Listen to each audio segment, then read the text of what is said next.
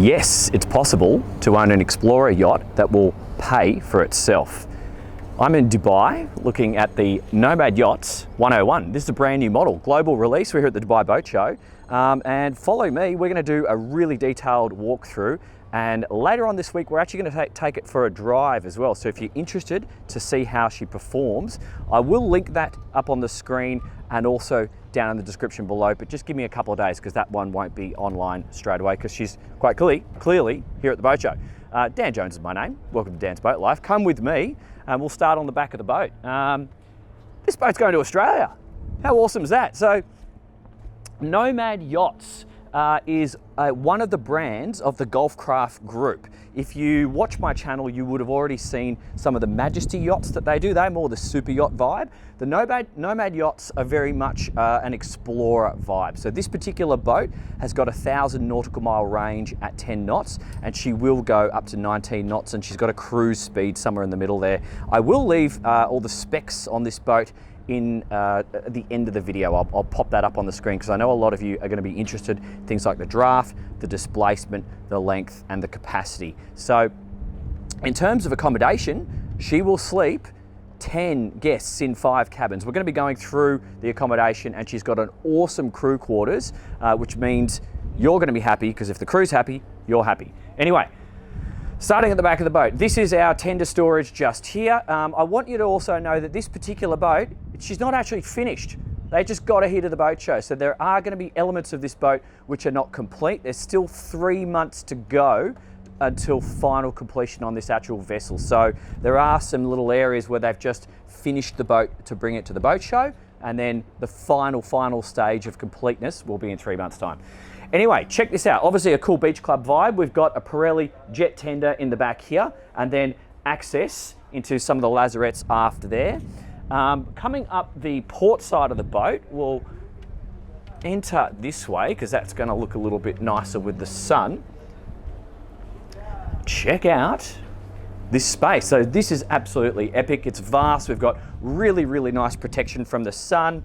Obviously this is going to be your happy place on a day out, but you've got options on this boat because we've got multiple decks to enjoy ourselves. Got our capstan winches back here for med mooring, so plenty of practical features there. We do have an opening door just here, and let's just go straight inside, I think, because you're going to want to see this. We do have the air conditioning on. Yeah, it's not that hot. I know everyone says Dubai, it's ridiculously hot. It's not that bad. Like, yeah, it's hot, but it's quite manageable. The evenings are comfortable this time of the year. So, welcome to the saloon. Just check this out.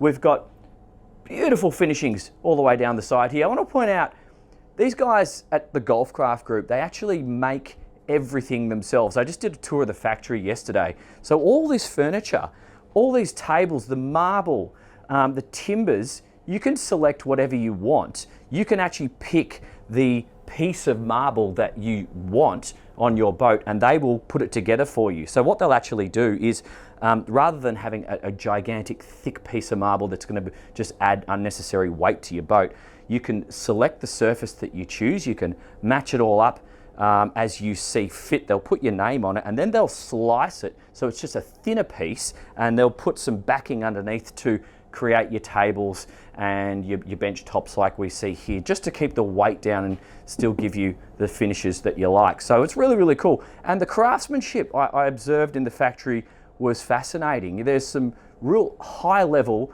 of just skill sets with the workers here, and they're just doing everything by hand, which is nice to see. But anyway, hopefully, Blaine, you can see, everyone can get a good appreciation of this. We've got drop-down blinds, really good views over the water. We've got decks on either side to go forward and aft. And then on the port side, we're going into the galley. So we'll just pop in here. So it's worth pointing out, we do actually have a door out to the side decks, and we have a little sliding door into the saloon there, so the crew can work here. They can pop the door open and serve your meals, but then they can also head out to the side decks if necessary. We've got everything you need. So obviously we've got fridge, microwave, sink, stove, all the storage, all that sort of stuff that you would expect on a boat like this, and that access taking you out to the side decks so you can be private. I have another sliding door here, which also allows you to close this area off. Just look at the details. This timber work here, really, really nice. I like it. Going forward, we've got a day head just in here, beautifully finished in marble. I like the black tap features, that's kind of cool. And a pull down blind for privacy. And just come straight forward because this is pretty cool. The master is on main deck level. So the owner gets to enjoy all of this. Now this TV drops down so you can actually enjoy the complete view when you choose, but just soak this in. You've got your own little desk there, a little makeup area. We've got storage all the way through here with these lockers so you can put all your bits and pieces away. You can dress this little area as you see fit. We've got drop down blinds all the way around, and then your own awesome, spacious head. This is massive. Just check this out. Just stay there. Look how much space there is. Like you could do exercises in here. You got so much space. So you got your head and vanity just there. You got some storage behind there and a massive. Just come and have a look at this rain head shower.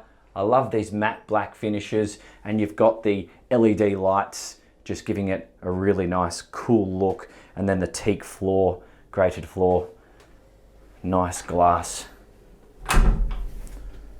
Huge big mirror here too, so you really can check yourself out, make sure everything's put together before you head out for the day.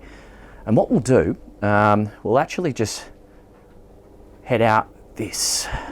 No, we'll go upstairs. We'll do that later. So you can actually go out this door and head straight to the bow, but I want to show you something else. We'll just go straight upstairs. Huge storage, hanging storage, massive, and shelves in here. So you're really not lacking any facilities for your clothes. That is your 240 panel. So for both decks, just here, and come straight up. We'll go to the bridge. Okay, so we have another day head just in here, basically mirror image of the one that we saw downstairs. All right, and we'll go straight forward of here where all the action happens. So just come and appreciate this. So everything you need. We have a wonderful little pull down. I thought there's going to be a lock for this. There it is. Okay, let's see if I can get that right. So you can sit up here on passage if you want to stay in the air conditioning and enjoy the scene.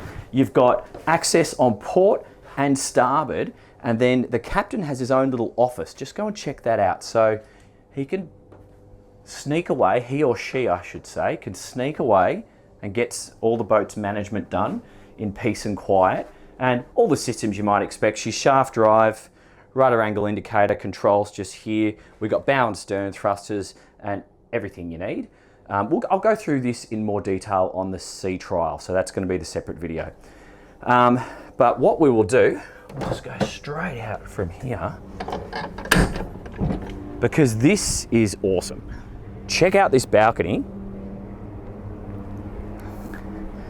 So imagine on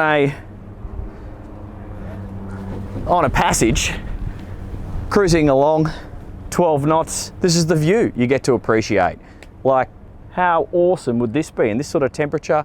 Just fantastic. There is the ability, as you can see with these two poles here, to deploy a sunshade. We've got some small LED floodlights so we can illuminate this area if you want to come out and eat a meal, for example, out here of an evening. So that's just really, really nice, and just a nice feature of the boat, I think. So come with me, we'll walk around the port side. So we've got equal access on both port and starboard, nice high sides here. We've got the opening door which we passed when we were inside the bridge there, and we've got deployable life rafts on port and starboard, which just deploy from here. But this is the sun deck.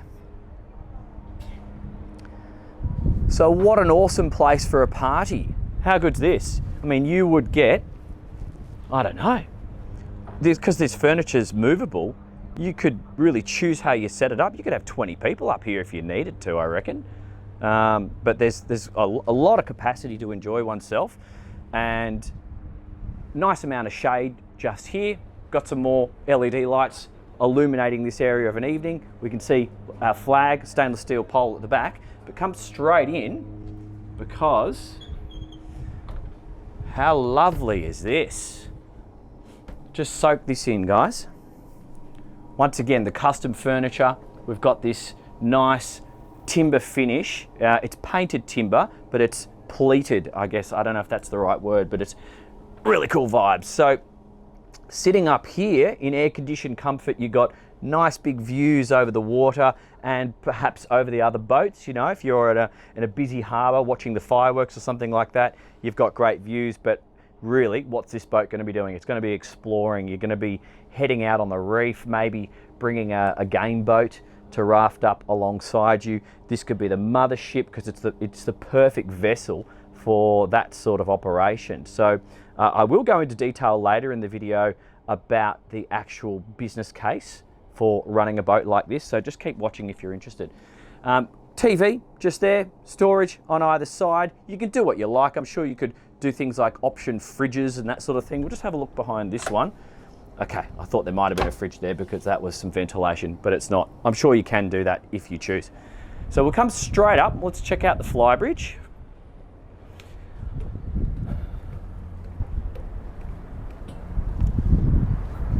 Lots of teak everywhere. 12 millimeters of teak is about the average they use. So really, really well done. I saw that all being hand laid yesterday at the factory. So here we go. This is our driving station up here. We've got everything we need to operate the boat. We've got our steering pumps, controls, bow and stern thruster, autopilot, throttles obviously, Garmin displays. There's your MTU diagnostics just there, some lights operation, and a couple of, I would assume, bi-data's compass as well. Excellent amount of protection from the sun up here, and it's kind of nice bringing this lounge forward next to the helm here. So again, if you're on passage and you want to enjoy yourself and communicate with the skipper perhaps, or just enjoy the view and still have some protection from the elements, you can do that. So that's cool. You would obviously be able to enclose this in clears if you needed, or if you're in a climate that required that. We've got our bar situation up here. So this is epic. Little Barbie that's there. That's very nice. Storage, deep sink, Corian or marble, I'm not too sure. And it's got a little ledge all the way around so your bits and pieces won't fall off. And a ginormous fridge just in here. So that's going to be really good. I would say, I don't know, would you use this for fishing? Leave a comment in the description below if you would use that for fishing, if that seems logical or not, or whether you would just store food items. Sun yourself, obviously, this is the place to do it. Happy days. So let's keep moving. I think it's time to check out the accommodation because there's a lot of space for you and your mates on this boat, which just makes it so good for, as I said, sitting on the reef somewhere, bringing a big tender with you and doing some game fishing through the day and parties at night. Come on, we'll head down from here. So, just to refresh your memory, that was the master forward. This takes us up to the bridge, and now we go downstairs from here, and we'll just go all the way forward. We'll go up to what would be considered, I don't know, VIP 1. They all feel pretty VIP to me. So we'll just go straight forward. I would say this is probably, I don't know. It's hard to say actually, because we're all the way up in the front of the boat here. We've got an island berth. We've got some windows on either side. We've got a TV just there, and the finishings are just beautifully done. Really, really nice. I think, do we have any access? No, okay, not on this one. So, but what we do have, so just soak all that in. Oh, the air conditioning there. They do air conditioning really well in the UAE, like better than the Aussies. So come in here, it's a walk-in wardrobe. So this is why I wasn't sure if this is the VIP of VIPs. I feel pretty special in all of them. But this is a proper walk-in wardrobe. We've got hanging, we've got shelves, we've got some drawers just here. And then you come in here and you've got really nice bathroom with another, just get a look at that. I love all the marble. And the matte black. Kind of goes well together, doesn't it? So we go from here, and I'm on the timber floors, back onto the woolen carpets, and then we'll just go straight into the port cabin. So this will be for the kids, I suppose. We've got 2 singles just here, and another separate shower, so doing well. I'll just get in this one for perspective. I'm not touching the sides. I'm 5'7", so I've got that much space above my head. And if you want to do a sit down shower, can do. But we've got our teak floor just here and the nice finishings ahead just there. Very nice. Okay, let's keep moving. So, down the hallway to starboard, we've got a laundry. So, washer, dryer, an area to organise yourself with a sink. You can fold the towels and put them there. And we've got some storage underneath there. What's in here? And a drawer. And this area here wraps around to the side. So you could organise all the towels that you need. And perhaps if some of the washing or the dirty washing that wasn't yet gone in the machine, it could sit here in baskets ready to go. And then all the organised clean stuff can go there. And we've got a closing door here, so you don't need to be on display whilst you're working. Now, this is why I was confused about who's the VIP, because this feels pretty special to me. Leave a comment in the description below what you think the VIP is, because this is very nice. This is a very large bed. This has got to be queen or king size is what I'm trying to say. 2 windows just there. We have some hanging storage in here, and then quite a spacious and bougie bathroom once again, and that shower again is massive. That's actually bigger than the one we were just in. I'll step in this. This is a 2-person shower. This feels like it could be a 2-person shower. Awesome. So that's very good. So let's have a look at the other one. Now I have a feeling, just by looking at, you know what? I think you can, there's an operation to slide this across and turn it into singles just by looking at the construction of this bed base. It's currently set up in the king, but I think you can actually just operate it in some way, I don't know how to, and do this instead. So that's another option. These are quite large singles. Got the 2 windows, got the same hanging storage there, and this bathroom, it mirrors what we just saw on the starboard side. So that's nice. So let's keep moving. We'll go straight up. We'll go outside, and I'm going to take you guys into the crew quarters. Now, crew quarters is important in a boat like this because you are obviously going to run it with crew. If the crew are not comfortable and if they're not happy, your experience isn't as good.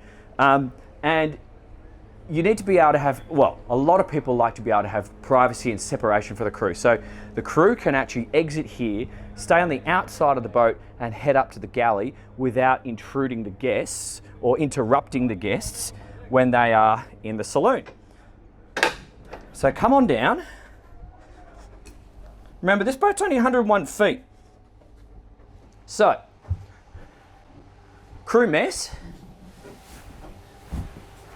Not bad. 4 people could sit here and eat a meal with ease. You could even get a director's chair in here and do 5 if you need it. Not a problem. This galley is epic. Like, huge amount of workspace here. Stainless steel, big stove, microwave, storage all the way around. A lot more refrigeration capacity down here. So I would say this refrigeration capacity is reserved to head up to the main fridge up on deck. Storage and some of the many crew bunks. So we've got a couple of single bunks just there, some hanging storage, 2 more just there with windows. It's actually 1 head. So even though there's a door on either side, it goes into a single head with combined shower, and you actually just lock the door. So whoever's using the loo locks the other door, or if they forget to, they get embarrassed. And so that's the door on this side, just there, and this is the captain's quarters just in here. So he's got his own window, Pullman berth up above. So this one will actually fold away, and he's actually got a slightly larger bed just here. I'm not going to push that all the way up because I'm just trying to keep this moving. Bit of hanging storage, couple of shelves in here, and he does actually have, Blaine, come in and just point back this way. He does actually have his own head and shower just in here. There you go, it's not bad. Let's keep it moving. So, from here, getting into the engineering space, we go through this door, and then the watertight door, and in we go to check out the MTUs. So she'll do up to 19 knots, this boat. She'll cruise at a happy 10 knots with the 1,000 nautical mile range, or a faster cruise in the mid-teens if you want to burn up a little bit more fuel. But just have a look, we've got the two Cat gensets just here. So they're Caterpillar, dual. One of them will run the whole boat if required. And then we have over on the starboard side, batteries. We've got a lot of the chillers. We've got the water maker. Looks like the tankage might be forward of that. On the port side, some power distribution or control panels, I'm assuming. That looks like fire management just there. She's a straight shaft, and I can see this looks like the hydraulics, so we can assume that there's hydraulic thrusters, not electric. That means you're going to have constant speed. And then we can go through this hatch just here. If I can open it, there we go. So, a lot of the staff from the boat show are storing their stuff down here, so it might be, oh, that's not too bad actually, no. So just poke in there, and you can have a look at the steering. So we're now underneath the swimming platform and the tender storage. So just, you can get into the steering gear from there. Now there is an emergency escape hatch just above me here on starboard. So let's keep moving. So I think it's time we cut to Richard or Marley, whoever's available. We're at a boat show, everyone's busy, and we'll have a bit of a chat about the actual business case for owning a boat like this.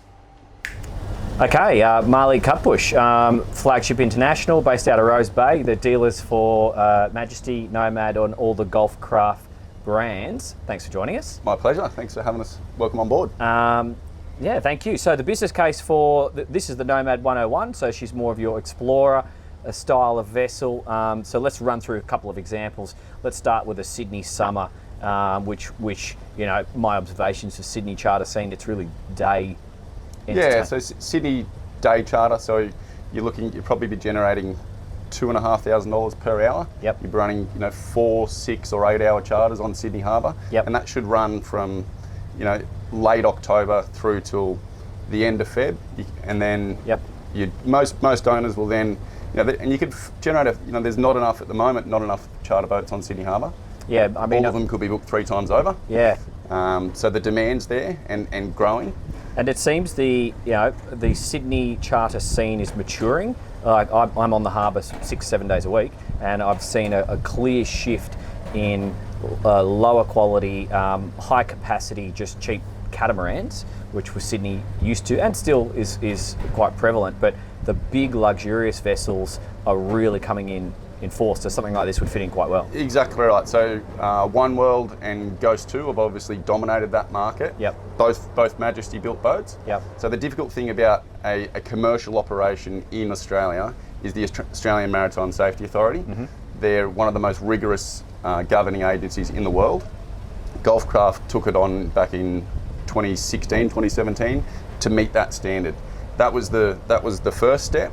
Now every Golfcraft built boat over 24 metres is built to commercial class. Yes. So whether it be RENA or BV, they're built to commercial class. They will then adopt the AMSA rules, fit in with that for commercial, full AMSA survey within Australia. So that makes it a pretty good opportunity. We get approached by clients all the time that they want to buy a boat that will not only be able to be used, they're not so worried about the capital outlay, yep. but they would like to be able to generate some income to help cover the cost of running it. Yep. Golfcraft is the perfect opportunity to do that. And so, if you were considering even a smaller vessel, when you look at a Golfcraft or the Nomad in this case, you can justify going bigger. Correct, because you're now recouping those running costs. Exactly. One of the biggest barriers to going bigger isn't the capital outlay. Yeah. But, you know, people don't mind if they're going to spend $5, $6, $7 million on a boat. Yep. But the running costs that accompany that bigger boat Yep. become a little bit prohibitive. Yep. But if you could offset those expenses with income, then you're onto a winner. So we've done our Sydney summer season. We now, Easter's over. The vessel starts to cruise north, probably does their annuals at the Gold Coast. Yeah, so pulling into the Gold Coast is pretty common for your annuals. There's some really good shipyards there, some really good trades, and lots of them. Yep. So generally it's a good spot to haul out, and then you make your way up north. Most people head to the Whitsundays. With this sort of more explorer style yacht, you could go. You know, what's really popular for charter at the moment is mothershipping. Yeah. So base yourself at Cairns or Port Douglas, go out to the reefs, do some Lizard Island stuff. This becomes the mothership. You have a centre console or a game fishing boat as a chase boat. Yep.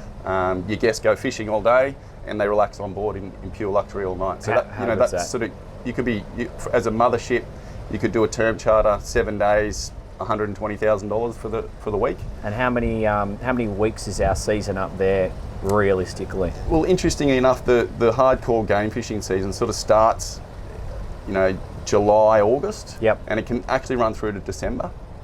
But generally, the Whitsunday season is August, September, October. Yep. That is the peak season. And then you get a bit of shoulder stuff either side. But once you start crunching the numbers, you realise that you don't actually need that many term charters for the boat to cover its costs. Yeah. So the Sydney Harbour hourly cruises are really good, but we're hoping to get this 101 into 80 to 100 guests on board. Mm-hmm. So that's attractive, but it's a little bit of wear and tear on the boat. Yep. Some people prefer just to target the term charter option. Yep. With the range of the Nomad 101, the things like Fiji, we're talking to some guys in New Zealand that looking to book some charters into Fiji. Yep. Out to Newcow. Yeah. Perfect. Yeah, this whole South Pacific is, everyone's done the Med, everyone's done the Caribbean. So people want to start travelling further afield and exploring some new cruising grounds, and this is the perfect opportunity to do that. Ideal. Final points, crew requirements. How many crew do we need to run this boat? So you'd run it with 4 for private use, and then for charter you would bring on an extra stewardess and a chef. But yeah, so generally it's captain, engineer, chief stew and deck. And then, if you want that high level service, the food experience, certainly worth putting a well-known chef on board. Yep. So yeah, run it with 4 privately and then up to 6 when you're on charter. Fantastic. Well, I think that's it, guys. The business case for owning a 101. If you want to know more or go into further detail, talk to this guy. Give us a call anytime. Awesome. We're excited to get this on the Australian waters. Yeah, great. Thanks for the chat, mate. Cool. Cheers. Okay, I hope that was useful. I hope you learnt something. I hope it was valuable to you guys. I guess the point, wing station, by the way, didn't point that out before.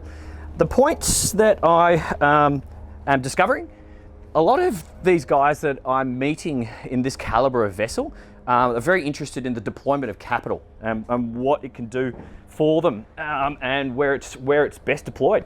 And it seems like possibly deploying a lower amount of capital on a boat like this and letting that boat work for you and pay for itself seems like a good idea. And then the money you've saved on buying this boat when compared to some of the European competitors, and it's a considerable amount, you can deploy that elsewhere to do useful things. So look, you be the judge. That's what I'm learning. I'm going to keep doing this. If you're interested in the latest model from Majesty Yachts, that's another video coming straight away. So click on the link coming up somewhere on the screen right now.